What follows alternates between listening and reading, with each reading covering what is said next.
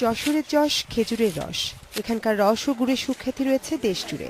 তাই তো শীত শুরু না হতেই আগাম রস ও গুড়ে বেশি লাভের আশায় খেজুর গাছ কাটার ধুম পড়েছে বেনাপোলের গাছিদের মধ্যে। যদিও আগের মতো রমরমা অবস্থা আর নেই।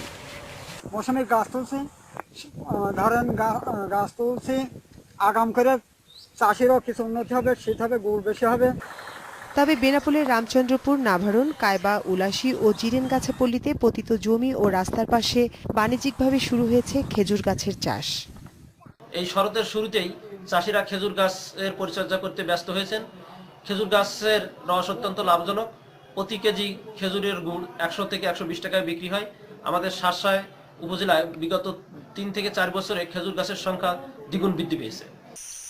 শীতের আগে আগে চুয়াডাঙ্গাতেও চলছে খেজুরের রস সংগ্রহের প্রস্তুতি।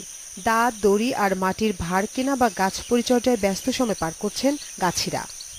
শীত আসলে পর আমাদের খেজুর গাছের পরেই সম্ভব, এবং এই শীতের সময় আমাদের এরপর থেকে আমাকে সংসার চালানোর। এগুলা বেছে আমরা সংসার চালাই। এগুলো একটা 6 মাসের ভালো একটা খেত। চুয়াডাঙ্গা জেলায় আছে প্রায় 2,02,000 খেজুর গাছ। অনেক কৃষকের 6 মাসের আয় হয় খেজুর গাছ থেকেই। আগাম রস সংগ্রহ ও গুড় বিক্রি করে লাভবান হচ্ছেন গাছিরা। প্রতি মৌসুমে প্রায় 3.5 মাসে একটি খেজুর গাছ থেকে 25 কেজি গুড় সংগ্রহ করতে পারে।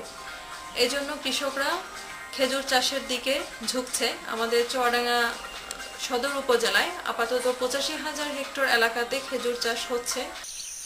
বাণিজ্যিক ভিত্তিতে খেজুর বাগান করা গেলে তা লাভজনক ও সম্ভাবনাময় শিল্প হিসেবে গড়ে উঠতে পারে মনে করছে কৃষি বিভাগ। Atif Anjuman, independent news desk.